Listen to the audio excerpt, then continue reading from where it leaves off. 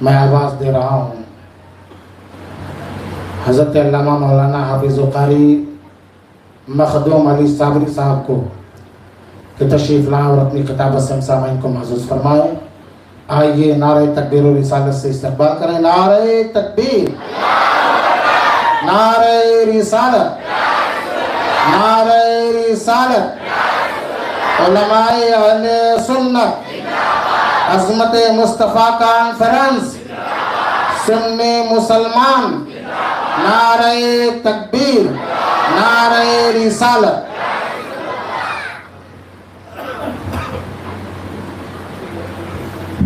السلام علیکم ورحمۃ اللہ وبرکاتہ۔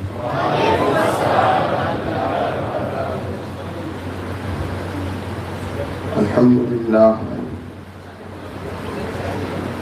للہ وکفا والصلاة علی محمد المصطفیٰ۔ اما بعد، اعوذ باللہ من الشیطان الرجیم، بسم اللہ الرحمن الرحیم۔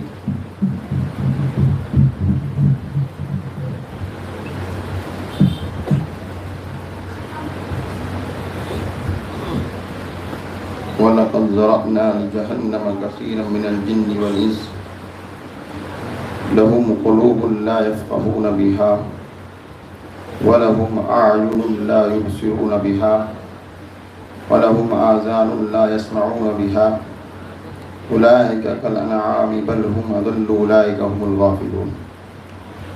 صدق اللہ العظیم وصدق رسولہ النبی الامین الکریم، ونحن على ذلك لمن الشاہدین والشاکرین والحمد للہ رب العالمین۔ درود پاک پڑھیں۔ اللہم صلی علی محمد وعلی آل مولانا محمد بعدد کل ذرۃ مئۃ الف الف مرۃ مبارک وسلم صلاۃ و سلام علیک یا رسول اللہ صلی اللہ علیہ وسلم۔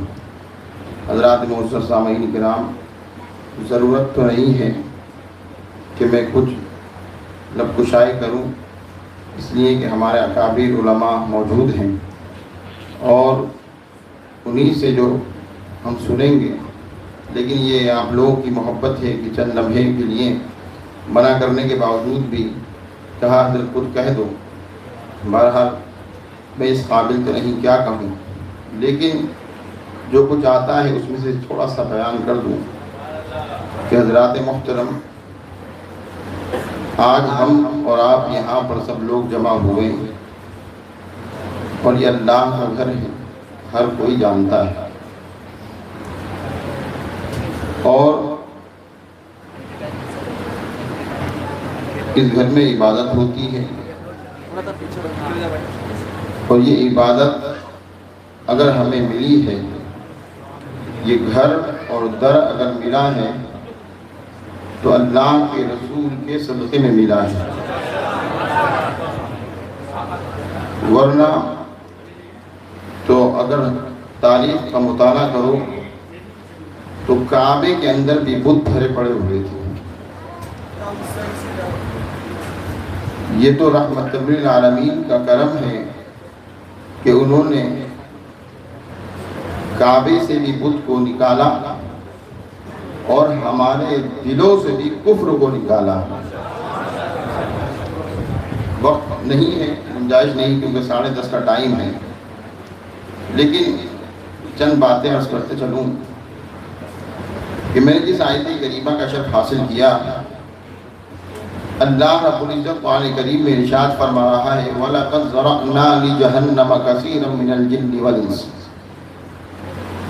کہ ہم نے جہنم کو جنات اور انسان کے لیے پیدا کیا۔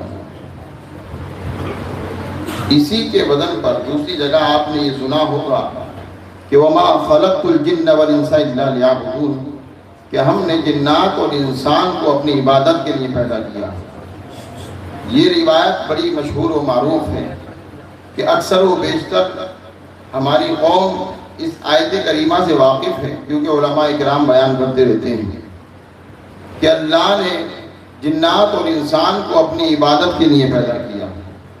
29ویں پارے کی آیت کریمہ ہے وَمَا خَلَقْتُ الْجِنَّ وَالْإِنسَ إِلَّا لِيَعْبُدُونِ، لیکن جس آیت کریمہ کا میں نے آپ کو اس سے قبل سنائی کہ وَلَقَدْ ذَرَأْنَا لِجَهَنَّمَ كَثِيرًا مِنَ الْجِنِّ وَالْإِنسِ، کہ ہم نے جہنم کو جنات اور انسان کے لیے پیدا کیا۔ اچھا، قرآن کریم کی ایک خاص بات یہ ہے کہ جیسا جیسا سوال کرتے رہو قرآن کریم آپ کو ویسا ویسا جواب عطا کرتے رہے گا۔ یہ کتاب کا معجزہ ہے کہ اللہ ہم کیوں پیدا ہوئے، تو کہا وما خلقت الجن والانس الا ليعبدون۔ اچھا، یہ جہنم کیوں پیدا کری کہ وَلَقَدْ ذَرَأْنَا لِجَهَنَّمَ كَثِيرًا مِنَ الْجِنِّ وَالْإِنسِ۔ اچھا، کیوں پیدا کی؟ تو یہاں پر غور و فکر کی ضرورت ہے، آج ہمیں جاننے کی ضرورت ہے۔ لَهُمْ قُلُوبٌ لَا يَفْقَهُونَ بِهَا، اس لیے کہ جو دل تو رکھتے ہیں مگر سمجھتے نہیں۔ وَلَهُمْ أَعْيُنٌ لَا يُبْصِرُونَ بِهَا، دیکھتے ہیں مگر آنکھیں مگر دیکھتے نہیں، کان ہیں مگر سنتے نہیں۔ أُولَٰئِكَ كَالْأَنْعَامِ، بلکہ ایسے ہیں جیسے جانور، اس سے بھی بدتر۔ بل ہم اضل اولئک هم الغافلون، یہی لوگ وہی لوگ غافل ہیں۔ حضرات محترم، میں زیادہ وقت نہیں لوں گا، لیکن قوم کے جو نظارے آنکھوں سے دکھ رہے ہیں اس سے دل پہ بڑی تکلیف ہوتی ہے۔ امام شافعی رحمۃ اللہ تعالی علیہ کا اگر وہ قول ہم اپنے آگے رکھ دیں کہ اگر حضور کی گستاخی ہو تو قوم کیا کرے، امام شافعی رحمۃ اللہ تعالی علیہ نے فرمایا کہ چاہیے کہ وہ قوم بدلہ لے۔ کہا اگر قوم بدلہ نہ لے تو کہا پھر اس قوم کو مر جانا چاہیے۔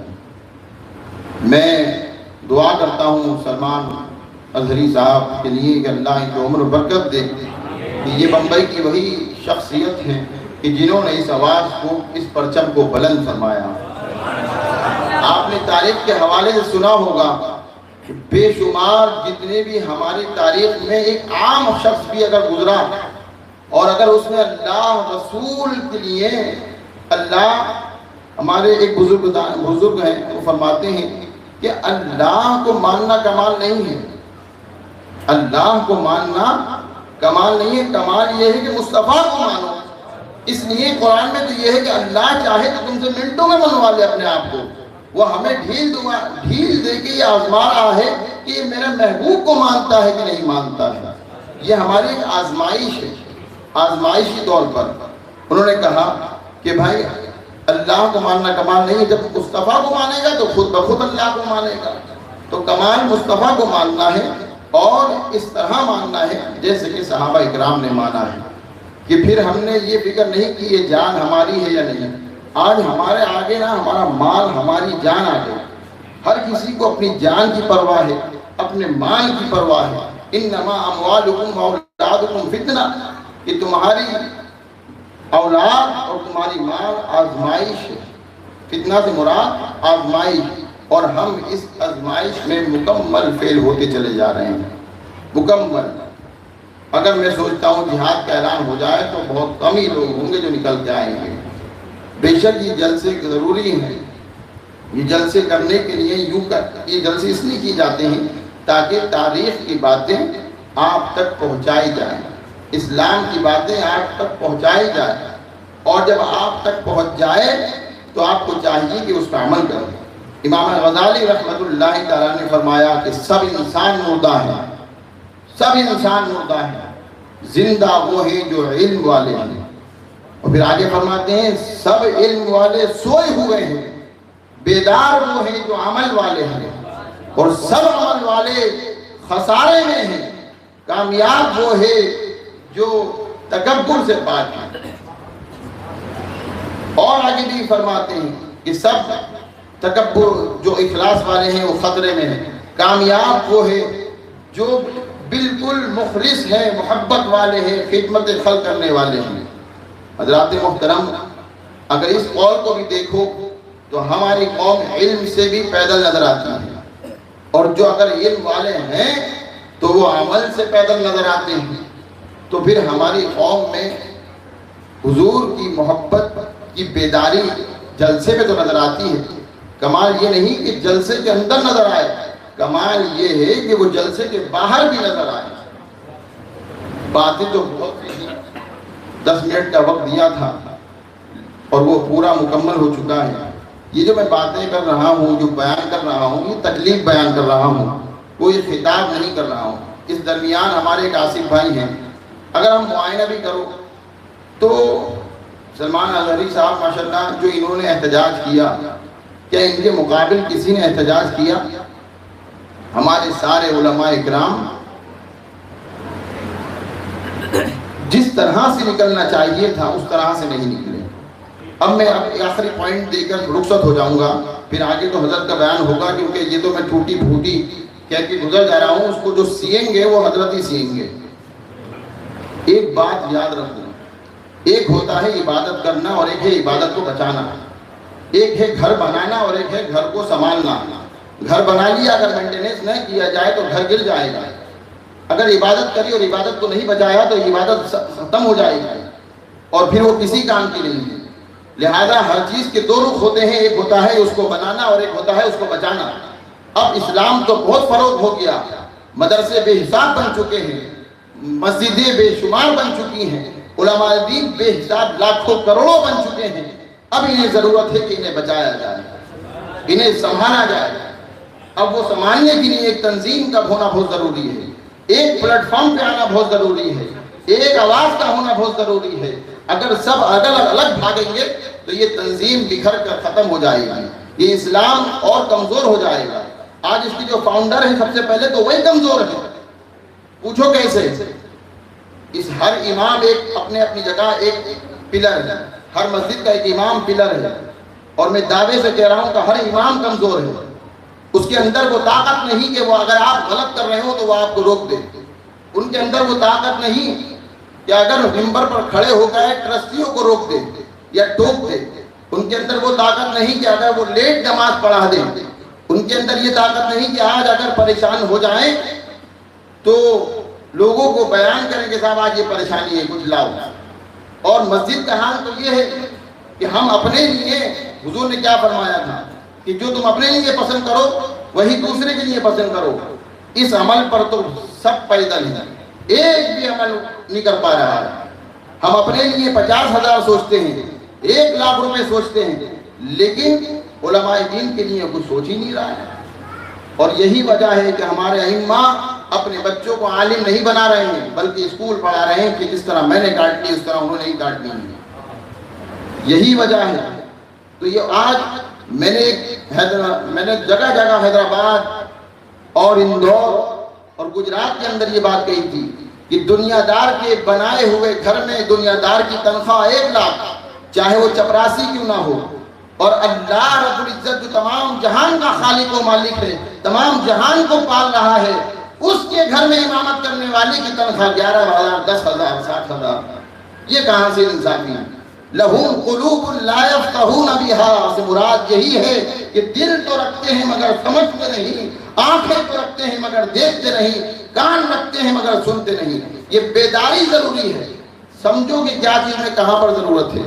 ایک کیلکولیشن میں نے دیا، ابھی بات ہو رہی تھی، ہر جگہ بیان یہی کر رہا ہوں. اب دوسری تقریر مجھے نہیں سمجھ میں آ رہی ہے، اس لیے کہ لن تنالوا البر حتی تنفقوا مما تحبون کی مصداق کب بنو گے؟ کب اللہ کے درمیان وہ مرتبہ پاؤ گے. یہ جو مال ہے نا، یہ سب سے بڑی آزمائش ہے. اور یہی مال ہمارے پاس سے 30 روپے نہیں نکل رہا ہے جمعہ کے دن. سلمان علی صاحب میں معذرت کے ساتھ وقت لے رہا ہوں، اس لیے کہ انشاءاللہ آپ کو بیان کریں گے. 30 روپے ایک آدمی بھی جمعہ کے دن نہیں نکال رہا ہے، 25 روپے بھی نہیں نکال رہا ہے. جمعہ کا چندہ 1,000 کی مسجد ہے اور 5,000 ہوتا ہے یا 10,000 ہوتا ہے. ایوریج نکالا جائے تو 8 روپے 7 روپے اس کے اندر سے سب چلے جاتے ہیں. اگر 100 روپے دے دیے، یہ بات بازوں کو گرا گزر رہی ہوگی. اس لیے کہ کچھ لوگوں کے دلوں پہ ختم اللہ علی قلوبہم وعلی سمعہم کی مور بھی ہے. وہ اس بات کو بیکار سمجھتے ہیں، لیکن اپنے لیے اپنی کمائی کے حساب سے تو وہ خود اچھا سمجھ رہے ہیں کہ بھائی ہم 50,000 کمائیں، یہ سوچنا ان کے لیے اچھا. اس کے آگے سنو، ایک صاحب رسول نوجوان، اللہ کے رسول نے فرمایا کیا حاجت ہے؟ فرمایا یا رسول اللہ طویل واقعہ ہے، طویل واقعہ ہے. یا رسول اللہ زندگی میں اتنی غربت دیکھی کہ کبھی زندگی میں میٹھا ہی نہیں کھایا کہ میٹھا ہو کیسا ہے. ادھر وہ درد بیان کر رہا ہے، ادھر جبرائیل آ گئے. یا رسول اللہ کل کو اس کی موت لکھی ہوگی. اللہ کے رسول کی آنکھوں میں آنسو آ گئے، جوان ہے، غربت کا یہ عالم ہے کہ زندگی میں کبھی میٹھا نہیں کھایا اور آج موت کا فرشتہ بھی آ گیا۔ جبرائیل موت کے فرشتے کا مطلب کل کی پیشن گوئی لے کے آ گئے۔ اب اللہ کے رسول نے فرمایا کیا حاجت ہے؟ کہا ایک تو زندگی میں میٹھا نہیں کھایا، دوسرا یہ کہ چاہتا ہوں شادی بھی ہو۔ بہرحال انتظام ہوا، شادی ہوئی اور عثمان غنی رضی اللہ عنہ کو میٹھا بنانے کے لیے کہا گیا جو اس نے زندگی میں نہیں کھایا تھا، فوراً پیش کر دیا گیا اور شادی اس کے چچزاد بہن سے بھی ہو گئی۔ اور وہ ہونے کے بعد اللہ کے رسول نے دوسرے دن ایک صحابی کو بھیجا کہ جاؤ ذرا دیکھو کہ اب وہ فوت ہو گیا یا زندہ ہے۔ ایک صحابی رسول کو وہاں پر تعینات کر دیا اور کہا کہ رونے کی آواز آئے تو باخبر کر دینا۔ صحابی رسول عصر تک سنتے رہے، کہا کہ ہنسنے کی آواز آ رہی ہے۔ اللہ کے رسول نے کہا اے اللہ تیرے فرشتے جبرائیل جھوٹ تو بول سکتا نہیں، لہٰذا کیا ماجرا ہے کہ فوت اب تک نہیں ہوا؟ اللہ کے رسول کے پاس فوراً وحی آ گئی اور کہا اللہ کے رسول اس کے لوہے محفوظ پر موت تو پکی تھی، مگر ظہر کے وقت جب میاں بیوی کھانا کھانے بیٹھے اور جب پہلا لقمہ لینے ہی والے تھے کہ فوراً دستک ہو گئی کہ بھوکا ہوں کچھ کھانا کھلا دو۔ وہ شخص نے زندگی میں کبھی میٹھا نہیں کھایا تھا، وہ میٹھا اللہ کی راہ میں تقسیم کر دیا اور اس کھانے والے نے اسے دعاؤں سے نوازا اور اس کی دعا، اس فقیر کی دعا سے ہم نے اس کی زندگی میں اور برکت دے دی۔ یہاں پر بھی قربانیاں ہیں، بہت غور و فکر کا مقام ہے۔ اللہ رب العزت وہ عقل دے، وہ دل دے جو ہمیں خرد نے کہہ بھی دیا لا الہ تو کیا حاصل، دل و نگاہ مسلمان نہیں تو کچھ بھی نہیں۔ آج ہمارے دل کو مسلمان ہونے کی ضرورت تھی۔